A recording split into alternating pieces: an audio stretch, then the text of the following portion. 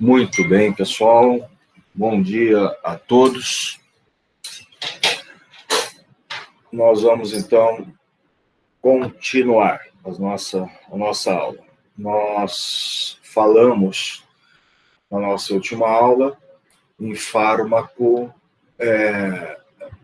padrão, né? Nós falamos, então, da adrenalina, né? Como sendo um fármaco padrão para alfa e beta.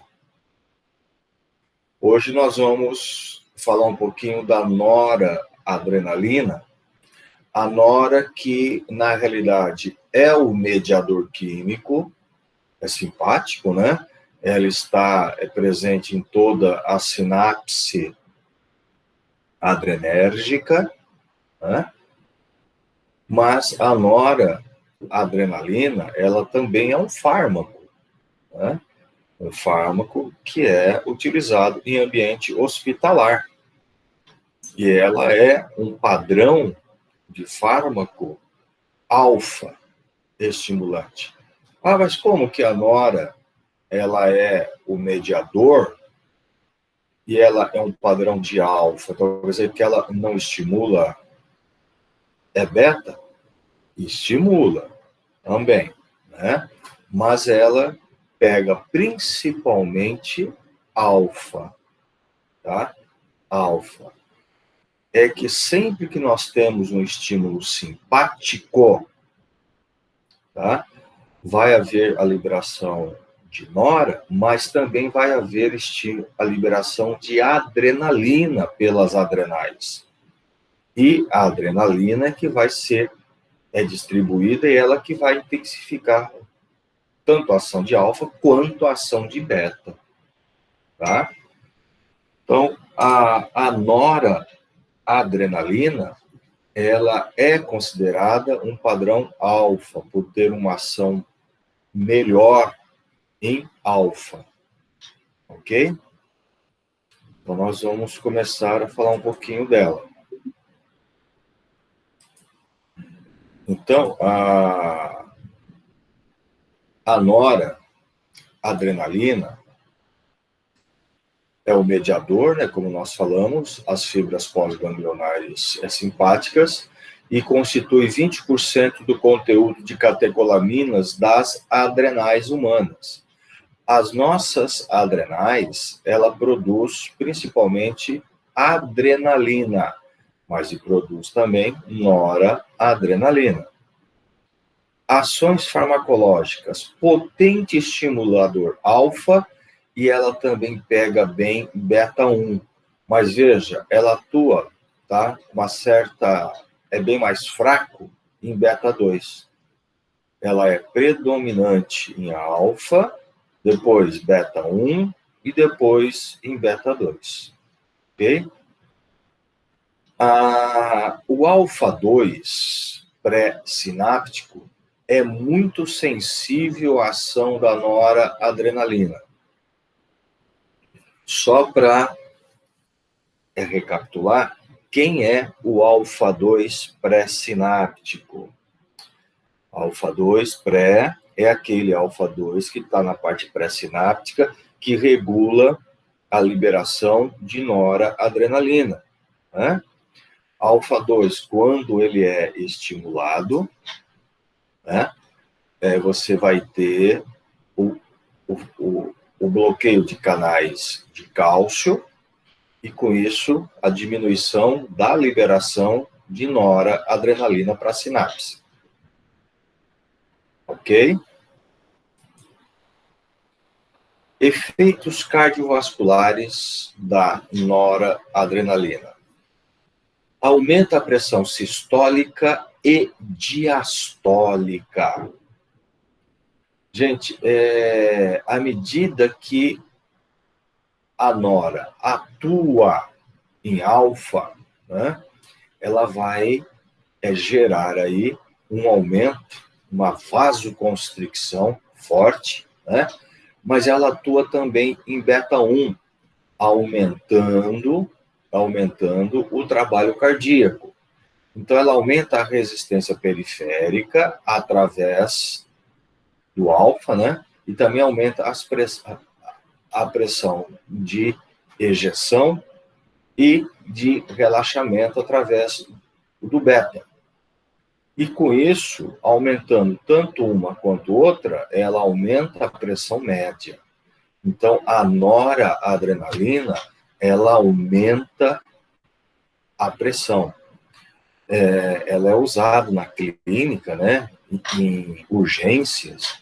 O paciente está lá chocando, né, a pressão está zerando. É usado a noradrenalina para recuperar a pressão desse paciente. Tá? Ela pode provocar uma bradicardia reflexa. Tá? É porque ela aumenta muito a pressão arterial e, com isso, os mecanismos reflexos entram em atividade para tentar bloquear o coração. Então, para evitar esse bloqueio, para evitar esse reflexo, a gente usa a atropina, que é um bloqueador do receptor muscarínico, que é um receptor colinérgico, né? Lembra que no coração, o beta-1 aumenta força e frequência. O beta-1 é simpático. Então, o parasimpático vai fazer o quê? O inverso. E esse inverso é dado pelo muscarínico. Então, quando se usa a nora e você precisa recuperar a pressão, você precisa recuperar o sistema cardiovascular do paciente, você usa a nora e bloqueia o parasimpático, para não deixar ter esses mecanismos reflexos. Né? A atropina, a gente vai ver mais tarde, em outras aulas, que ela é bastante utilizada em cirurgias, né?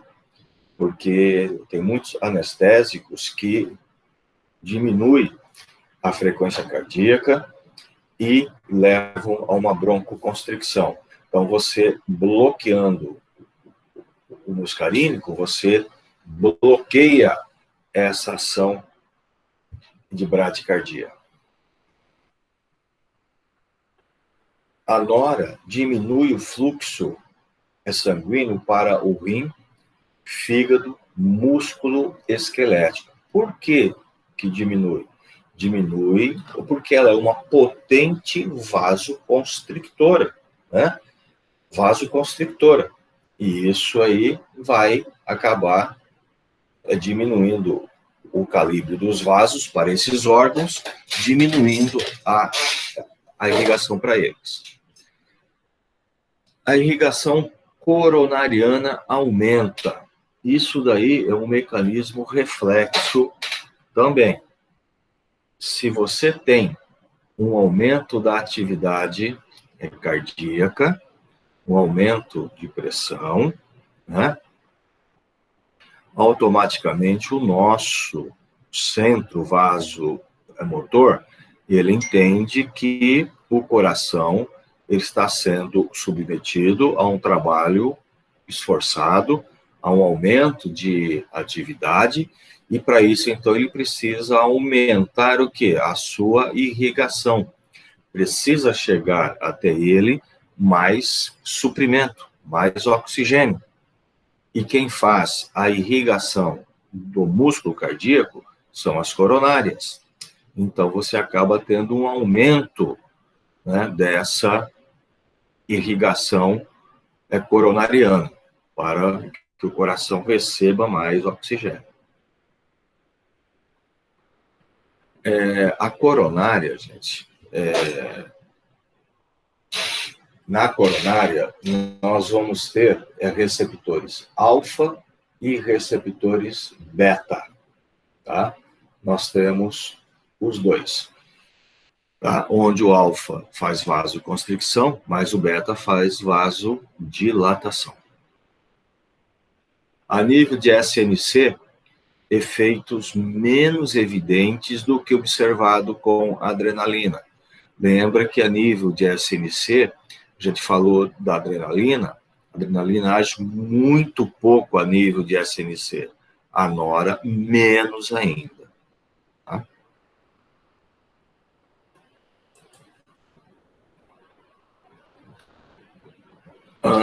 A nível de efeitos metabólicos, eu posso ter uma hiperglicemia por glicogenólise e diminuição de insulina.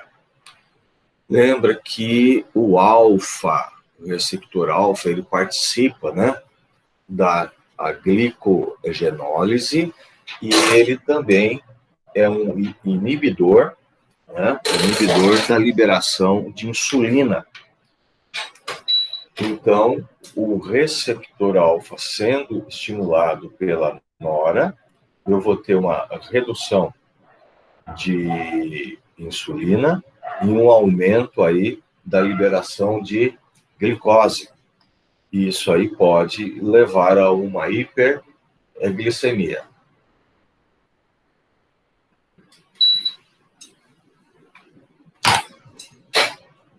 Ações sobre o músculo liso não vasculares são muito discretos e sem relevância prática.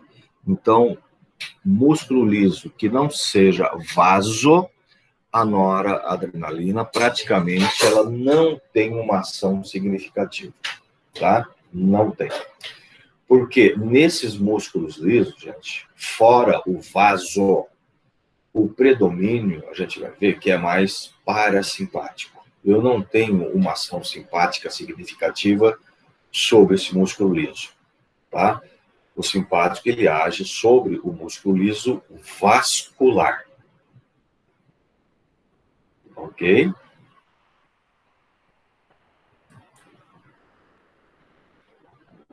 Gente, eu comentei com vocês com a adrenalina que ela pode ser usada subcutânea, principalmente na formulação milesimal. Né?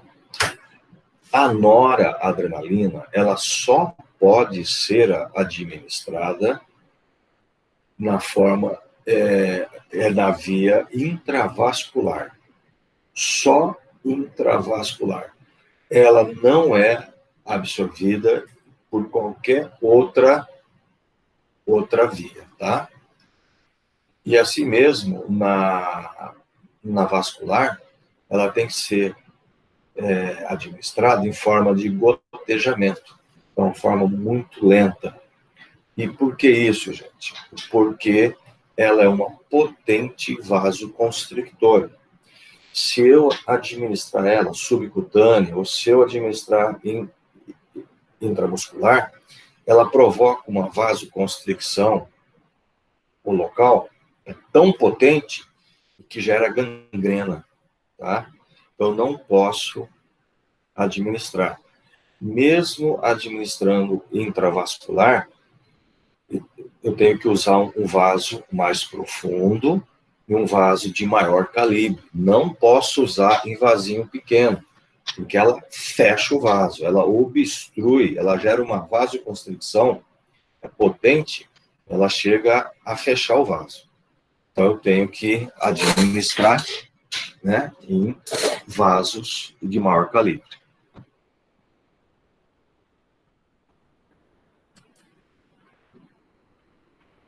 Isoproterenol ou isoprenalina. Gente, o isoproterenol ou isoprenalina foi um dos primeiros fármacos a serem desenvolvidos para o tratamento de asma. Né? Só que ele não era seletivo para beta, né? Então ele não tinha uma ação apenas em beta 2. Ele age tanto em beta 2 quanto em beta 1.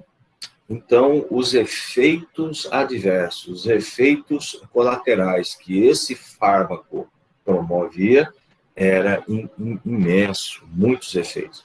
Mas era o que tinha para para tratar a asma. Então, o cara tinha muita taquicardia, tremores, era demais. Porque é um fármaco padrão de beta, né? Ele age em todos os betas, tá? E com baixíssima afinidade em alfa. Então, ele acabou sendo um padrão, né, de uso para fármaco beta. Então, a infusão intravascular provoca queda da pressão diastólica por redução da resistência vascular periférica, primeiramente nos músculos esqueléticos, vasos renais e mesentérico. Veja bem, por que a isoprenalina leva a essa queda de pressão diastólica? Veja bem, lembra principalmente aqui, ó, a redução da resistência vascular periférica pelos vasos do músculo esquelético. O que o músculo esquelético tem? Qual é o receptor do vaso do músculo esquelético? Vocês lembram? Decoraram já aquela tabelinha? Beta 2. Beta 2. E beta 2 sempre vai ser relaxante, né? Então, quando eu uso a isoprenalina intravascular, ela vai agir rapidamente sobre esses beta-2 vasculares do músculo, provocando vasodilatação. E isso se estende aos vasos renais e mesentérico. Então, com essa queda de pressão, de resistência vascular, a pressão diastólica, ela cai. Tá? Ela cai. A sistólica, ela pode permanecer inalterada ou até aumentar, embora ocorra uma queda na pressão média. Isso daqui é mais ou menos isso, gente. Você tem... Todo mundo está enxergando aqui a minha mão? Tá certinho? Sim, professor. Sim. Então, é o seguinte, a pressão, ela está aqui, é regular. A hora que você usa a isoprenalina, ela começa a agir, primeiramente, em beta-2 lá dos vasos. Automaticamente, a resistência periférica cai, a pressão, ela faz isso, a diastólica, certo? Aí, ela começa a agir também em beta-1, aumentando o trabalho cardíaco. Aí, há uma tendência da sistólica a aumentar, né, por essa ação, tá, de beta-1. Tá? Só que, às vezes, você recupera, você aumenta a sistólica. Então, a diastólica cai e a sistólica aumenta. Na média, a pressão média acaba ficando o quê? Inalterada. Apesar que, na grande maioria, a diastólica cai e a sistólica não consegue recuperar a queda da diastólica. Por isso que a pressão média pode cair ligeiramente, tá? É isso que eu estou falando aqui. Pressão sistólica pode permanecer inalterada ou aumentar, embora ocorra uma queda à pressão média. Então, a sistólica, ela tende o quê? A recuperar pela ação de beta-1. Mas a queda provocada na diastólica, por ação periférica, é maior. Tá?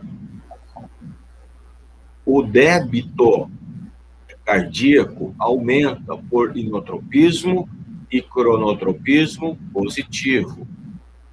O que é débito cardíaco? Vocês não tiveram cardio ainda, né? E fiz o pato. Não, né?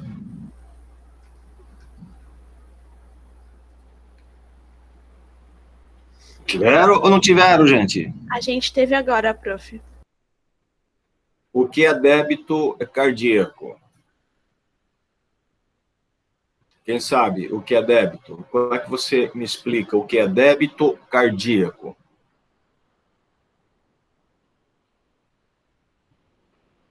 O que é volume sistólico? Prof, eu acho que débito cardíaco é tipo o volume de sangue que é bombeado por minuto, não é? Isso, é isso aí. O débito é o volume sistólico vezes frequência cardíaca. O volume sistólico é o volume que é ejetado em cada batimento.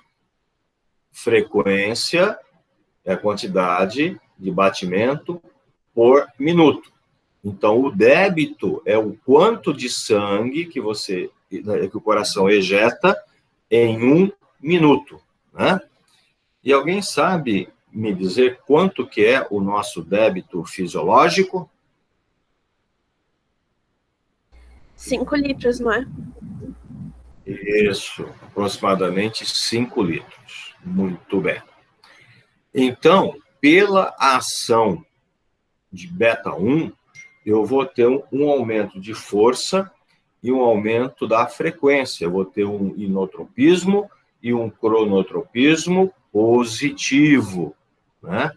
Então, aí, o volume acaba sendo aumentado. Mas eu não posso esquecer que eu estou tendo o quê? Uma diminuição da resistência vascular periférica. E essa queda de resistência à pressão, ela tende a cair. Então, esse aumento do débito é importante para corrigir essa queda de pressão. Tá? É importante esse aumento, né, de débito para corrigir a queda em pressão. Gente, está complicado, está dando para entender, está tudo bem. Complexo. Oi? Complexo, não é complicado, é complexo. Alguma dúvida até aqui?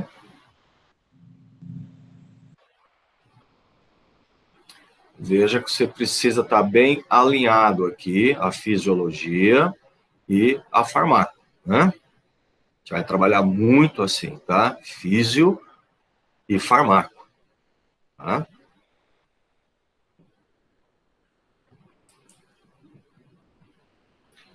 Os efeitos cardíacos podem levar a palpitações, porque é uma droga agonista beta, né? Então, ela vai estimular muito o receptor, é beta-1.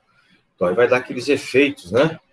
Cardíacos, elevando, né? Daquela impressão que o coração está querendo sair pela boca, né? Eles chamam isso de as palpitações, taquicardia sinusal, arritmias mais graves, eu até posso ter. E isso acontecia muito, né, quando esses pacientes usavam esse fármaco para asma. Né, você usava para asma e as pessoas, pela angústia, né, daquela falta de ar, acabavam utilizando mais do que deveria. E aí tinham efeitos cardíacos até perigosos. E muitas vezes até alguns pacientes acabavam indo a óbito por causa do uso desses fármacos. Produz relaxamento de quase todas as variedades de músculo liso, quando o tônus está elevado. Porém, esta ação é mais evidente no músculo liso brônquico e gastrointestinal. E por quê? Porque é onde eu vou ter os receptores beta-2, né? Eu vou perceber muito o relaxamento a nível de músculo liso brônquico, principalmente se esse paciente está em crise, né? Você vai observar o relaxamento e o alívio à falta de ar, tá? E lembra que nós, não sei se eu comentei com vocês, porque eu estou dando 3 farmacologias, né? 3 assuntos diferentes. Aí é complicado. Não, 3 não, 4, que tem a enfermagem à noite ainda. Gente, nós temos mastócitos teciduais, que são células de defesa, né? E esses mastócitos, eles contêm histamina, grânulos de histamina. E os mastócitos, eles liberam a histamina toda vez que você tem uma reação antígeno-anticorpo, a reação alérgica, né? A liberação de histamina. E a histamina é a responsável pelo estado alérgico, é responsável pela broncoconstricção. A histamina liberada pelos mastócitos pulmonares leva o paciente a uma crise de asma, né? Então, e esses beta-2, esses mastócitos, tá, que contêm a histamina dentro deles, eles contêm uma membrana, e a membrana deles tem receptor beta-2. E esses beta-2, na membrana desses mastócitos, dá estabilidade à membrana, dificultando a liberação de histamina. Por isso que o isoproterenol, ele diz que inibição da liberação de histamina por antígenos. Por quê? Porque ela vai estar estimulando esses beta-2 mastocitários, diminuindo a liberação de histamina. Não só dos mastócitos que estão a nível de tecidos, mas contribui também sobre os basófilos que estão a nível de sangue. Tá? Então, por isso que os agentes agonista beta-2, tá, diminui a liberação de histamina. Tudo bem, gente? Muita informação.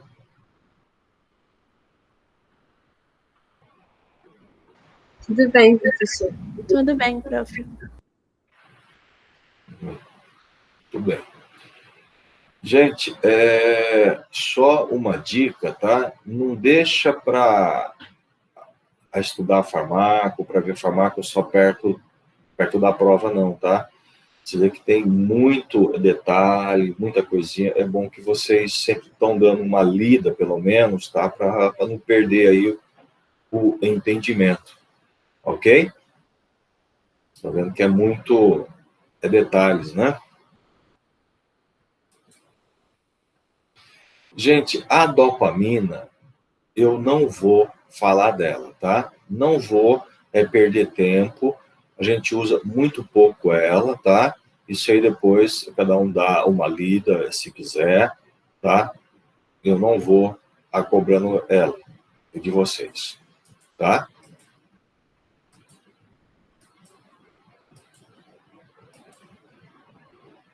Vamos direto ao que interessa.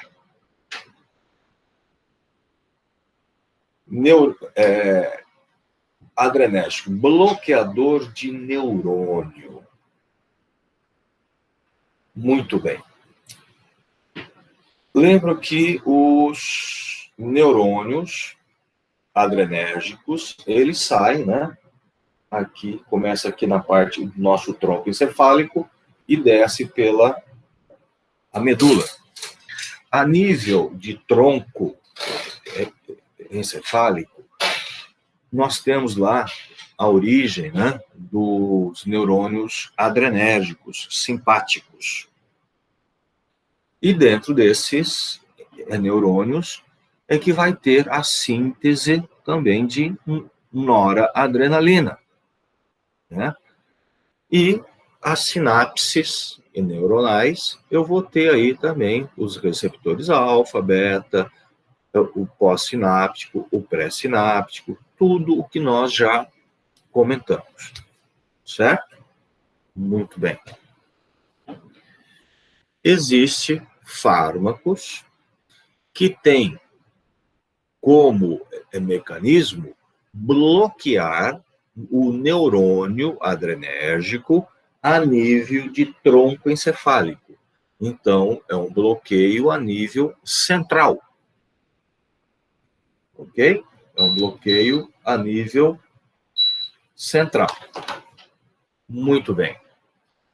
Qual a finalidade de se bloquear um neurônio adrenérgico a nível central? É que eu bloqueando ele a nível central, eu vou estar bloqueando toda a atividade adrenérgica a nível periférico. Então, eu vou diminuir a atividade adrenérgica. E com isso, eu diminuo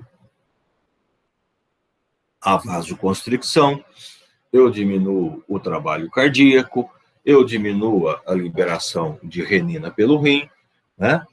E tudo isso vai contribuir para quê? Vai contribuir para que eu tenha uma redução de pressão arterial.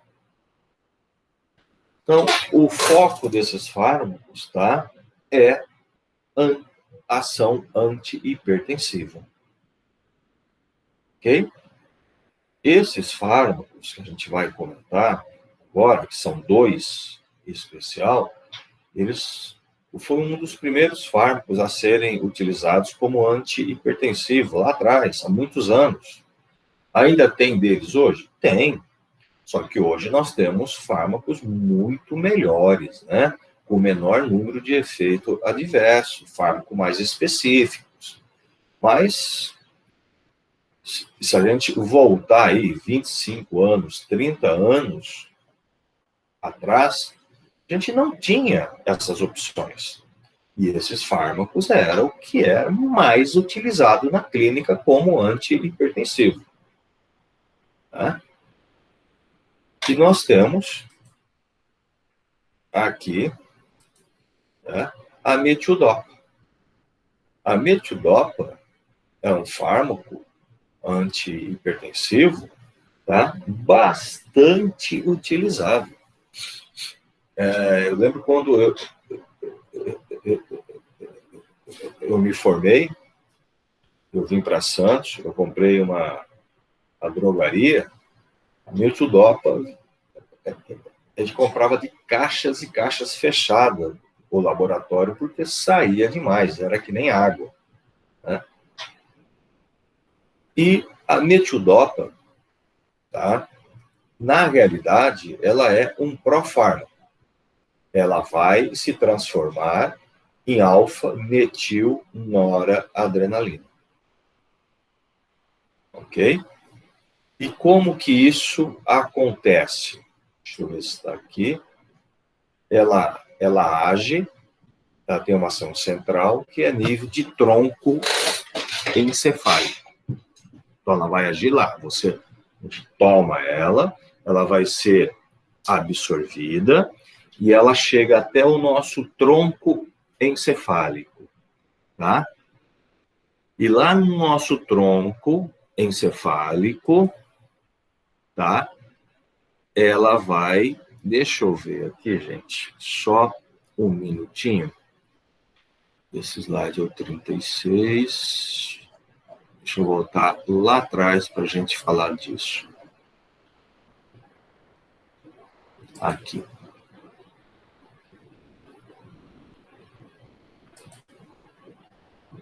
Aqui. Então, supondo que essa sinapse é a nível de tronco encefálico, tá? Aqui no nosso tronco. A metildopa, ela chega, gente, aqui, tá? Ela entra aqui, no neurônio. E à medida em que ela entra no neurônio, ela começa a interferir nessas enzimas. Ela entra e vai servindo como um substrato, interferindo na síntese dessas substâncias. Ao ponto de, quando chegar aqui para ter a síntese de dopamina, pela interferência da metildopa, você não consegue mais ter síntese de dopamina. Você passa a ter aqui a síntese de uma substância chamada alfa-metildopamina. É parecido com a dopamina? É, mas não é a dopamina. É muito mais fraca, certo? E aí, essa alfa-metildopamina, ela vai para dentro da vesícula, entra como sendo a dopamina, só que não é a dopamina. E aí, na hora de formar a nora, evidentemente não consegue formar nora. Por quê? Porque não é a dopamina, é o alfa-metildopamina. Então, você acaba formando aqui uma outra substância, que é o alfa-metilnoradrenalina. Tá? E esse alfa-metilnoradrenalina é liberado para a sinapse como sendo noradrenalina. Só que não é noradrenalina, é o alfa-metilnoradrenalina. E por que é chamado de bloqueador de neurônio? Uma, tá, por formar esse alfa-metilnora, que acaba tendo uma ação nos receptores pós muito fraco, tá? Então, diminui muito a atividade de estímulo, de repasse de estímulo para os neurônios, porque a ação desse alfa-metilnora é muito fraca. E além de ser fraco nos receptores pós, ela tem uma ação muito boa agora, muito boa, em alfa-pré. Então, o alfa-metilnora acaba agindo em alfa-pré, né? Aqui está em alfa-pré, que acaba bloqueando o canal e cálcio. E com isso vai bloquear a liberação de nora e a liberação dela mesma. Por isso que ela é chamada de bloqueador de neurônio adrenérgico, pela ação que ela tem aqui dentro, em formar essa substância que nós acabamos chamando de falso mediador, né? Porque é um falso mediador, é liberado, é sintetizado, é liberado como sendo o mediador, só que não age como ele, age muito fraco e ainda age bloqueando a liberação do mediador, tá? É desse jeito que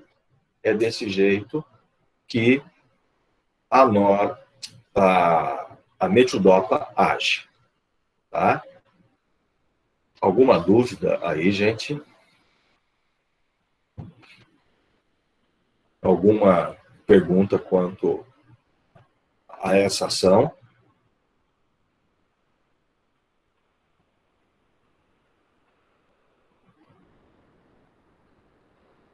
Tudo bem. Não tenham vergonha. Por favor, não se acanhe. Pergunta o que quiser, a hora que quiser. Estamos aqui para tirar dúvida. E não existe dúvida besta. Não existe. Toda dúvida é dúvida. Tá? E toda curiosidade também é curiosidade, vale a pena perguntar.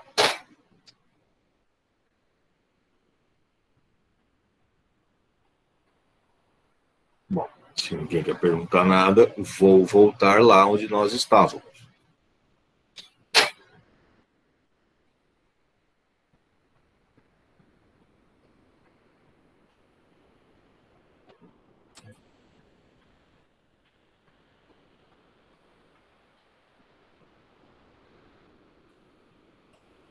Oi, vocês estão aí mesmo? Só para confirmar, né, se vocês estão aí. Sim, professor. Sim, professor. Tem hora aí que dá a impressão que vocês foram tudo embora. Eu estou falando aqui com as paredes. Estamos prestando muita atenção. Então tá bom, vamos continuar então. Muito bem. Então, ó, a metildopa ela vai formar lá dentro da vesícula, né? Quando a dopamina entra, forma o alfa-metil noradrenalina. E ele que é chamado de falso mediador, porque ele é formado como sendo, é liberado, mas tem uma ação muito fraca nos receptores pós. E além disso, ele bloqueia lá, ele age em alfa-pré, né? Bloqueando a entrada de noradrenalina. Muito bem. Então, ele tem uma ação agonista em alfa-2 pré-sináptico, né? Que eu disse, que bloqueia lá o canal de sódio, né? Onde você não vai ter a liberação de noradrenalina. Efeito máximo observado em 6 a 8 horas, tá? Bem. E o que ele pode provocar? Hipotensão ortostática menor que outros fármacos de mecanismo semelhante, atenuar ação alfa. Por quê? Ou melhor, o que é hipotensão ortostática?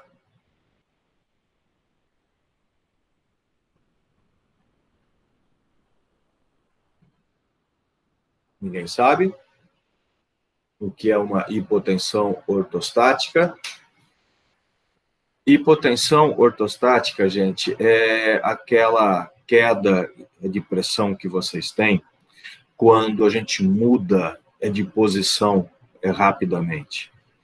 Quando você está em casa, assim, adeitado lá, né? Adeitada e tal, e aí você esqueceu o celular lá na sala e de repente ele começa a tocar. Aí você levanta rápido da cama, né? Você está assim, você pumba. Você levanta rápido. Aí você sente o quê? Aquela tontura, começa a ver estrelinha, tá? Mas passa rapidamente, tá? Então, essa sensação de tontura, estrelinha, é a hipotensão ortostática. Mas que, numa pessoa normal, isso é corrigido rapidamente. Por que é corrigido rapidamente? Porque os vasos que vão para o cérebro, quando eles percebem essa falta de pressão, essa falta de oxigenação, os receptores adrenérgicos alfa desses vasos, os carotídeos, se contraem. Contrai, impulsionando o sangue de volta para o cérebro, impulsionando o seu fluxo para o cérebro, tá? E aí a circulação restabelece, né? E aquela sensação passa. Por isso que passa rápido, pela ação rápida alfa-adrenérgica. Isso num paciente normal. Agora, num paciente que está tomando a metildopa, vocês acham que ele vai ter esse reflexo rápido? Não vai ter. Não vai ter. É por quê? Porque o sistema adrenérgico dele, os neurônios adrenérgicos dele estão bloqueados pela ação da metildopa. Então, ele não vai conseguir ter esse reflexo rápido. E aí? Aí, essa hipotensão vai se intensificar e esse paciente pode até cair e ir para o chão. Tá? Então, a gente sempre aconselhava, né, e aconselha ainda hoje, que um paciente que toma esse tipo de medicamento, e a gente vai ver que não é só esse tipo, tem outros tipos que fazem a mesma coisa. A gente aconselha, se tiver deitado, nunca levanta rápido. Primeiro, senta na cama, sentou, depois levanta devagar e com apoio. Se levantar rápido, vai cair, é perigoso. Principalmente paciente idoso. Essa é a recomendação que tem que ser feita muito no paciente idoso, porque ele vai cair e aí tem risco de fratura, essas coisas todas. Certo, gente? Então, isso é perigoso. Tudo bem? Fluxo renal é mantido, função renal inalterada. Então, ótimo. A concentração de nora diminui, refletindo a diminuição do tônus simpático. É isso que esse fármaco ele procura, né? É bloqueando os neurônios adrenérgicos aqui em cima, tá? Ele acaba reduzindo toda a atividade simpática, periférica, né? E aí você acaba reduzindo todo o tônus simpático, e aí você acaba tendo vasodilatação, a diminuição do trabalho cardíaco, e aonde que a pressão arterial diminui.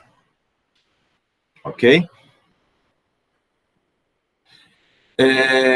Pela diminuição da atividade adrenérgica, simpática, eu diminuo o estímulo em beta-1 lá no rim, na mácula densa, e eu tenho diminuição de renina.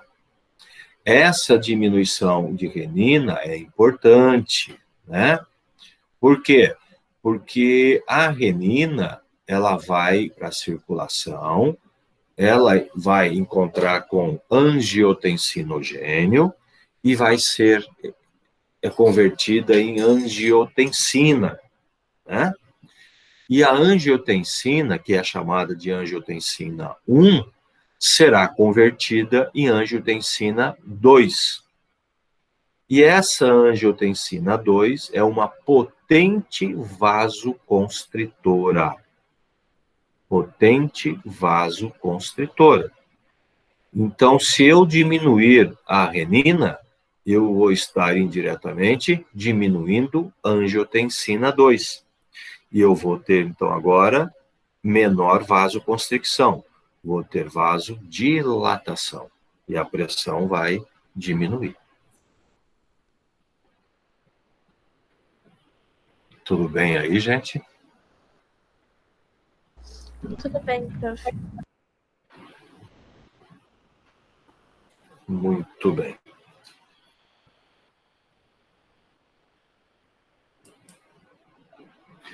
Retenção de sódio e água com uso prolongado. Pseudotolerância.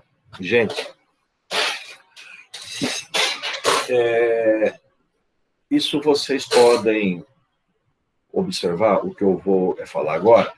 Se você tem aí pai, vô, que é hipertenso, normalmente é muito difícil controlar a hipertensão utilizando um fármaco.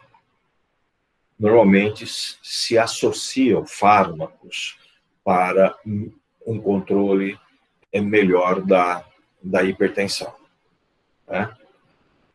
Hoje, menos, mas antigamente esses fármacos tinham muito efeitos reflexos, efeitos adversos. Então, a metildopa por exemplo, ela levava, né, a diminuição, né, da pressão, né, diminuição de renina, tal, a pressão cai. Aí, por mecanismos compensatórios fisiológicos, o nosso organismo, tá, ele foi feito para ter pressão.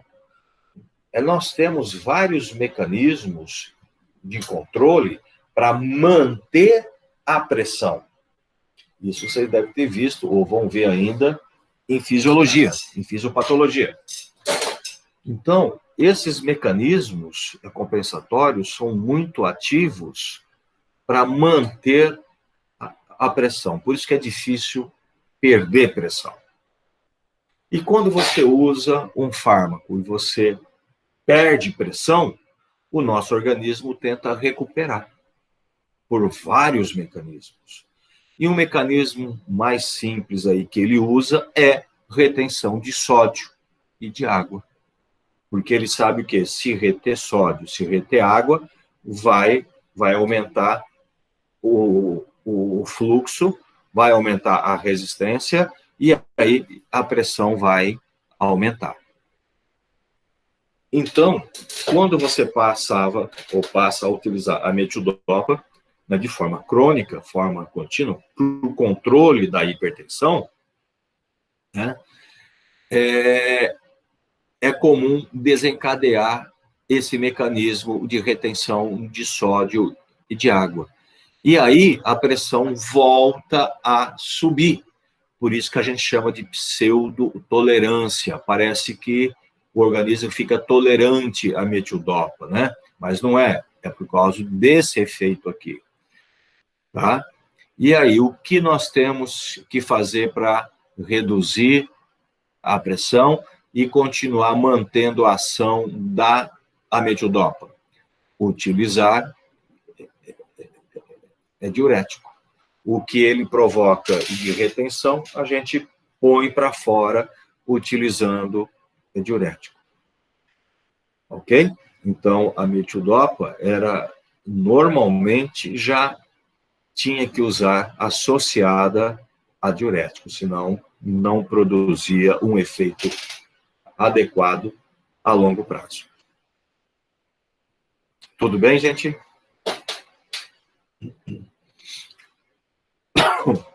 Muito bem.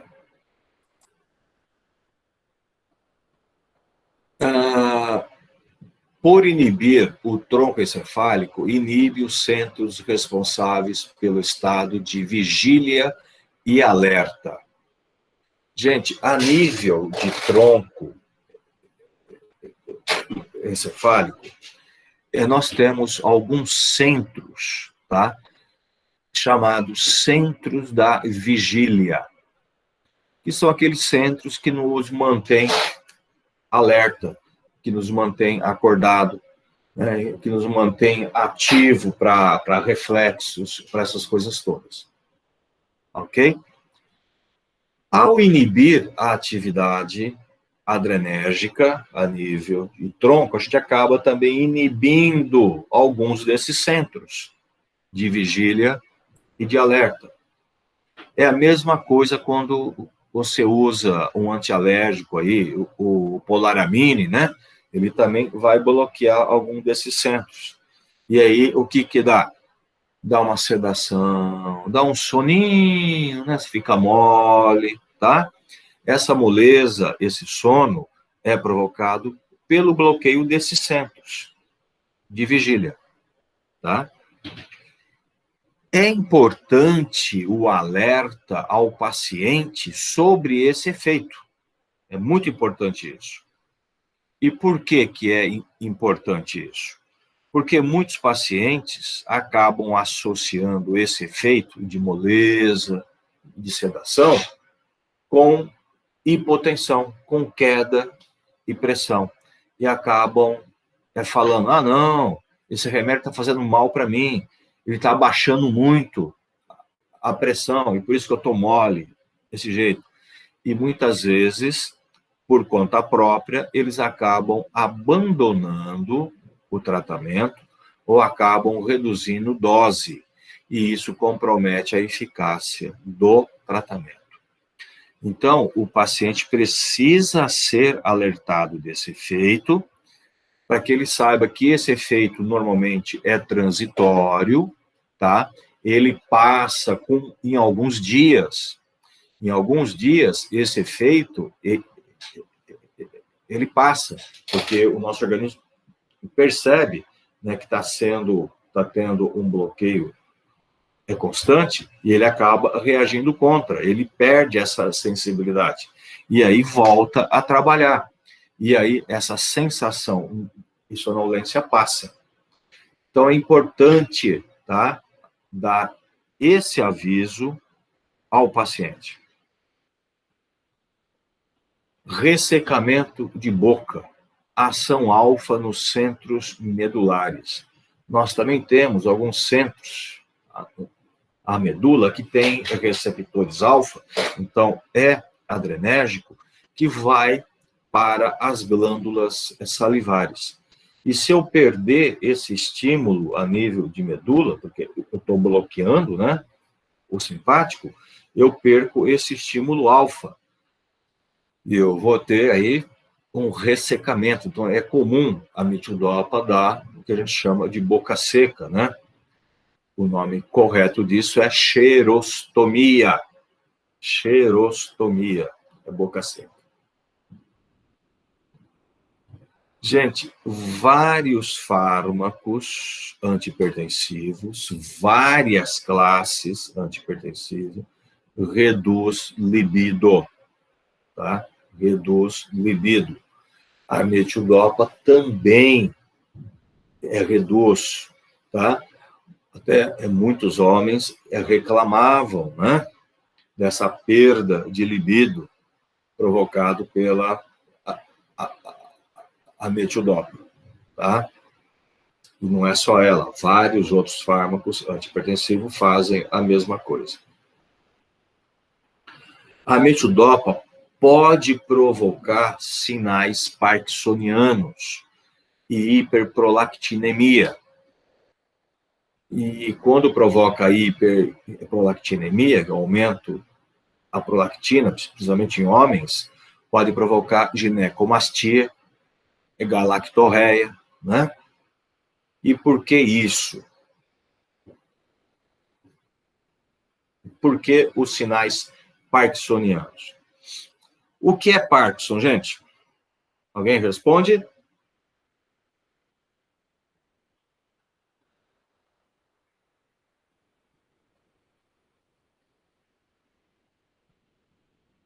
Gente, vocês participam um pouco, né? O que é Parkinson? É uma doença, professor. Sim. Que tem tremor, rigidez. O nível de dopamina cai e começa com, tipo, tremor na mão, movimento lento, essas coisas. Parkinson é uma degeneração de nervos dopaminérgicos, né? Então, é uma falta de dopamina, tá? Nós temos centros nervosos que tem lá a dopamina, né, e que gera um relaxamento da nossa a musculatura, o nosso tônus muscular. E nós temos um outro mediador, que é a acetilcolina, que gera excitabilidade e rigidez do tônus muscular. Então, a dopamina inibe essa excitabilidade. Quando eu perco a dopamina, vai sobressair esse mediador excitatório. E aí eu começo a ter tremores e rigidez celular. Ok? Oi. Oi, seu Marcelino, a gente está aqui na frente. Tá, eu estou descendo já. Tá, obrigada. Então, essa rigidez muscular é provocada pela falta de dopamina. Lembra na síntese de noradrenalina que a metildopa interfere e não deixa formar a dopamina? Forma lá o quê? Alfa-metil alfa-metil-dopamina. Então, a falta de dopamina, tá, é que leva ao efeito parkinsoniano. Ok? Gente, me dê um minutinho só, tá, que eu vou abrir a porta lá embaixo, tá? Apesar da gente estar no lockdown, mas a gente vai trabalhar em delivery, os funcionários estão chegando. Um minutinho só, por favor.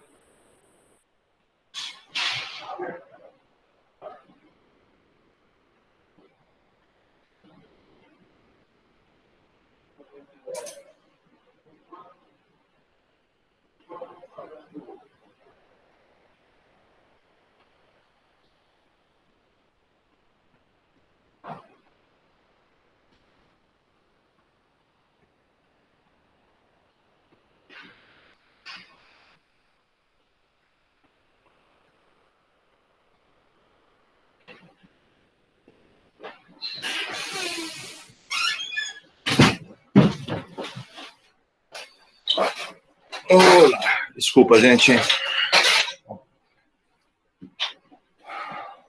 Muito bem. Então,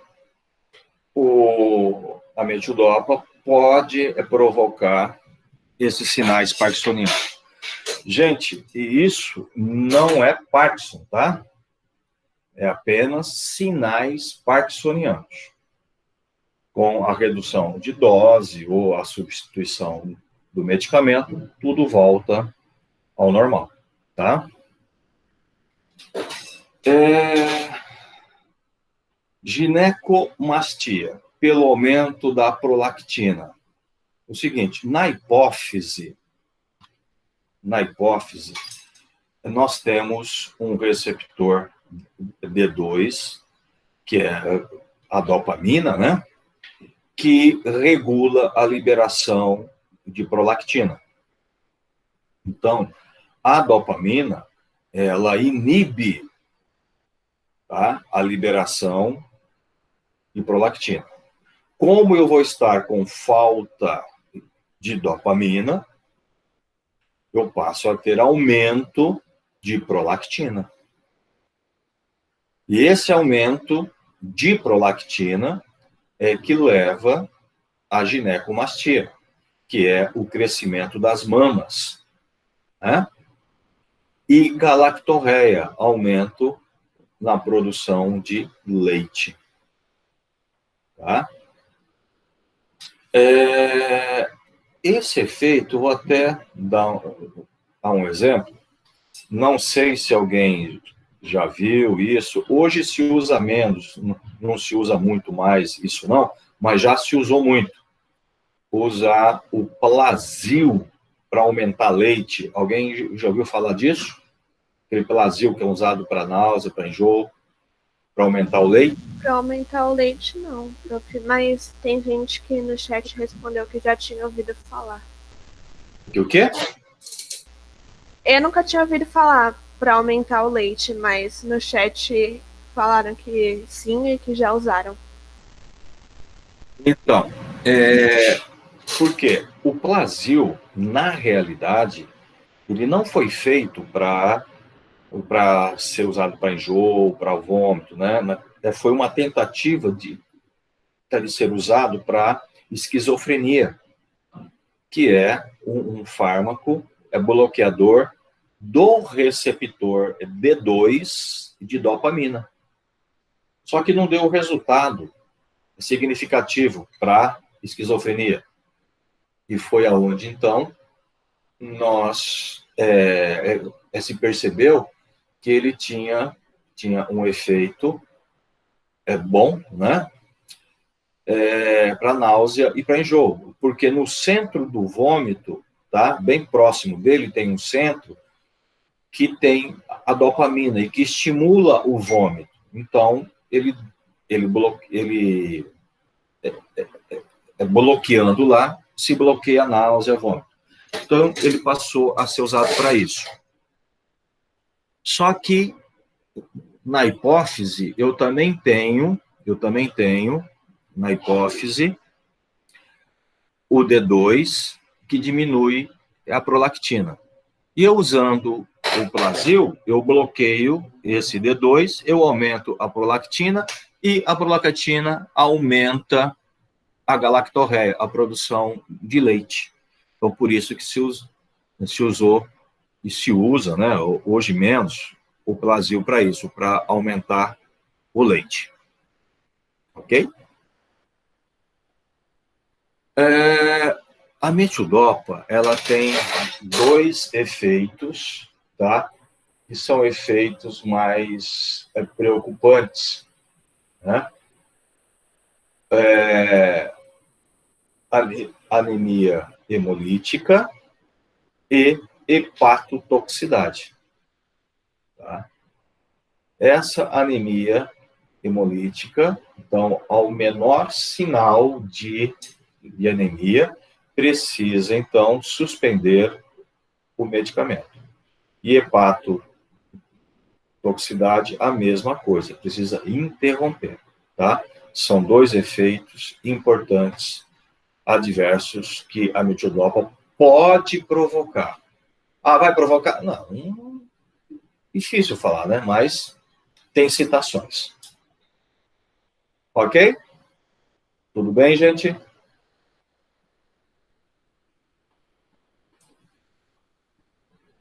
Tudo bem, prof. Então, o uso terapêutico. Deixa eu fazer uma coisa. Deixa eu tirar isso daqui, que isso aqui está horrível. Vai.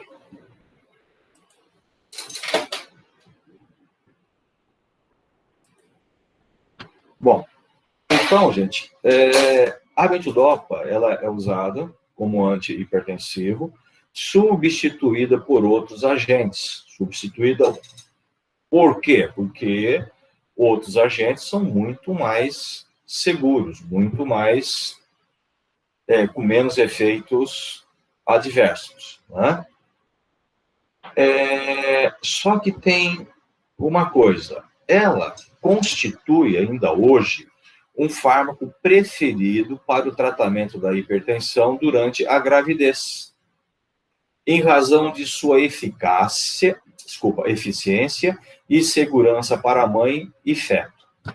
Então, até hoje, a metidopa, ela não é muito utilizada como antihipertensivo, né, normalmente, mas ela é uma das primeiras escolhas na gestante, em razão da segurança que ela oferece para o médico, tanto para a mãe quanto para o feto. E por que isso? Porque a grande maioria dos fármacos antihipertensivos que nós mais utilizamos hoje, como os IECAs, os BRA, são todos teratogênicos. Não pode ser usado na gestação. Entendeu? Então, a metidopa acabou sendo, né, o fármaco preferido para isso, tá? Na gestação.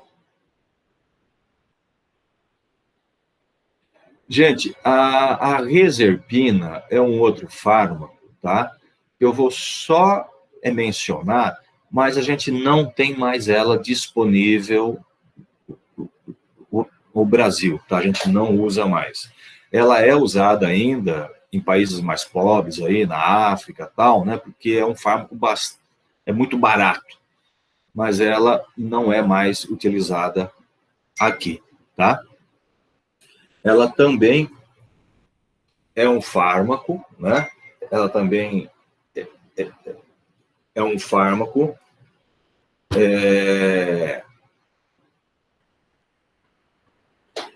ela é um fármaco, é bloqueador de neurônio, ela também age a nível de tronco encefálico, tá?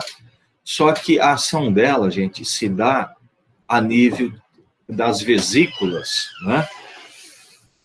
As vesículas...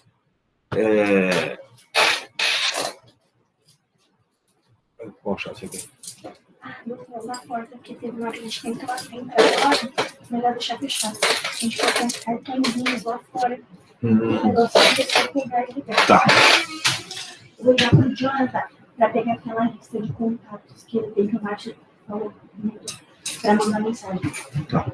E, ó, e manda já pelo WhatsApp, por tudo. Começa a mandar já por tudo. Desculpa, gente. Então, gente, aquelas vesículas, né? Principalmente as vesículas de armazenamento. Lembra? O mediador, a nora, é liberada para a sinapse e depois ela é reabsorvida. E ela vai, ou ela é degradada pela mal, ou ela é armazenada. E tudo que é armazenado volta para a sinapse. A reserpina age nessas vesículas de armazenamento. Ela impregna sobre a vesícula, tá? Impregna e não deixa ocorrer o armazenamento. Não ocorre o armazenamento.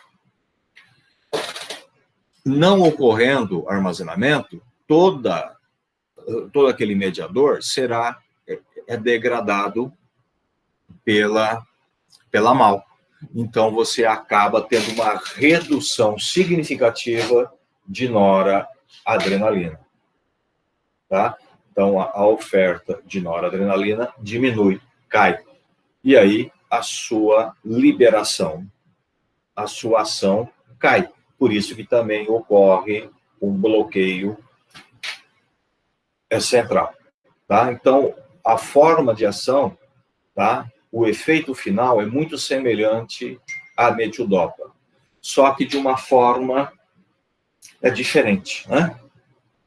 E essa forma diferente, gente, é que se tornava perigosa, porque ela acaba fazendo isso daí com outros mediadores, principalmente também com a serotonina.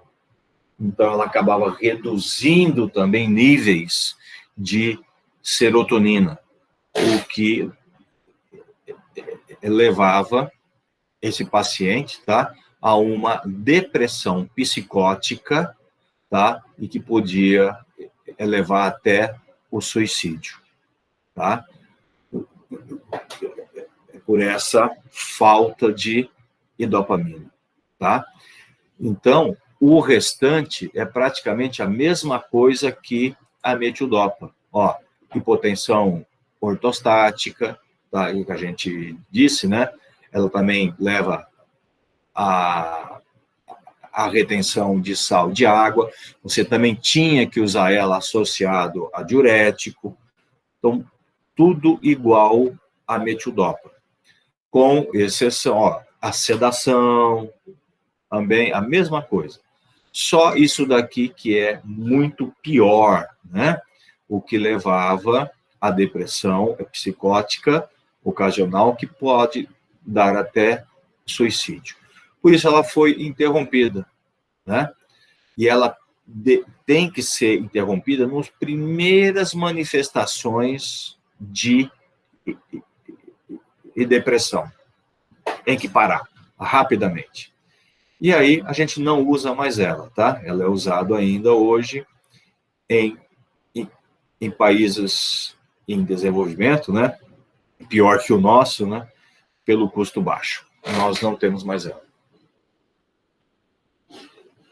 Ok? Muito bem, gente. E com isso, tá? E com isso,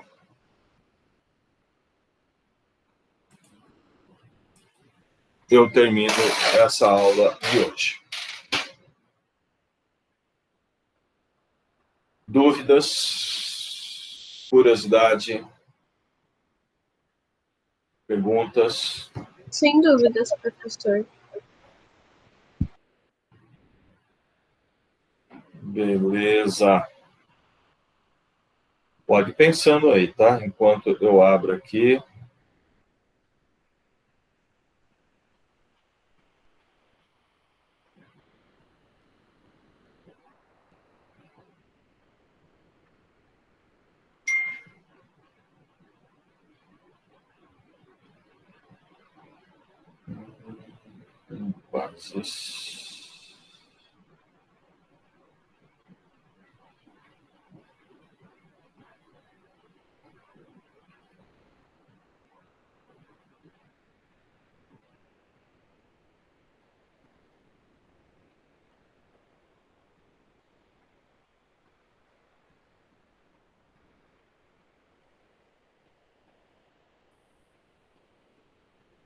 Muito bem.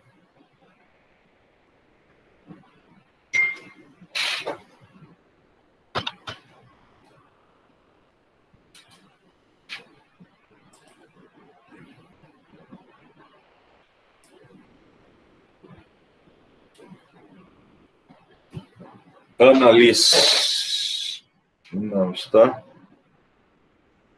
Ana Luísa Couto está.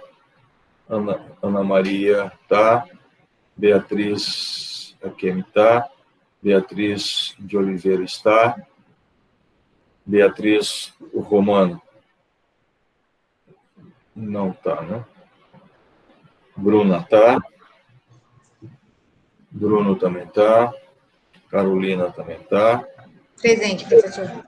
Cecília também está. Cecília Albuquerque está. Cecília Lima. Só um pouquinho. Cecília Albuquerque. Ah, tá. Cristina Lima. Daiane. Débora. Flávia. Flávia. Não tá. Gabriel. Não tá. Gabriel Vieira também não.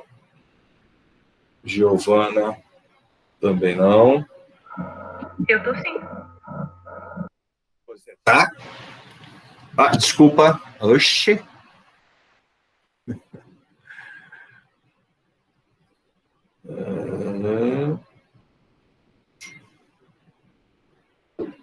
O Gabriel Rodrigues está. Gabriel Vieira também está. Gabriela também está. Gabriela Stephanie também está. Giovana também está. Giovana, são duas, né? Giovana Roque e Giovana Aires. A Aires não está. Graziela, tá? Isabela, tá? Júlia, não tá. Lucas, está. Luma, não tá. Maria Eduarda.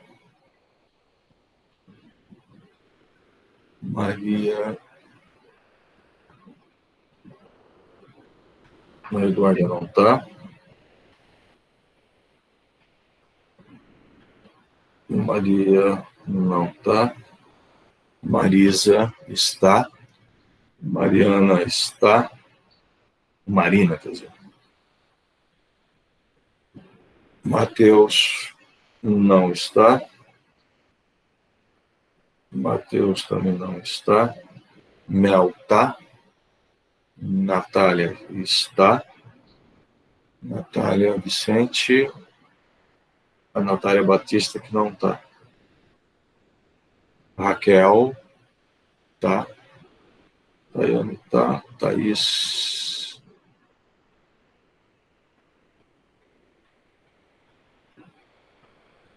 Tainá tá. Vitor tá.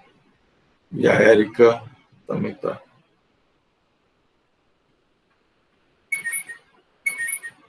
Muito bem, pessoal. Professor, o senhor não me chamou. Maria Mônica. Maria Mônica.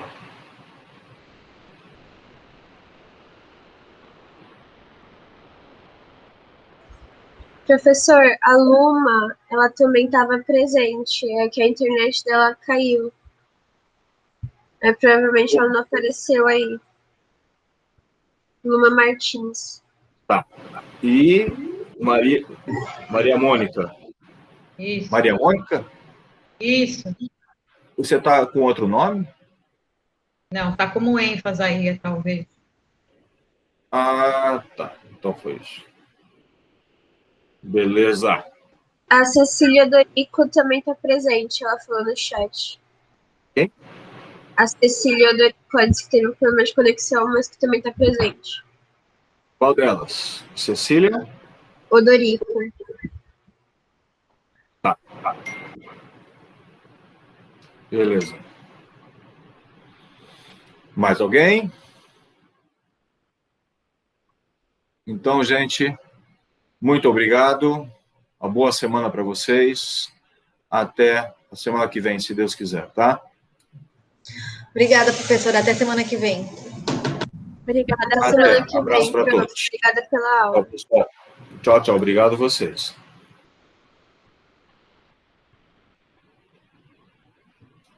Ixi.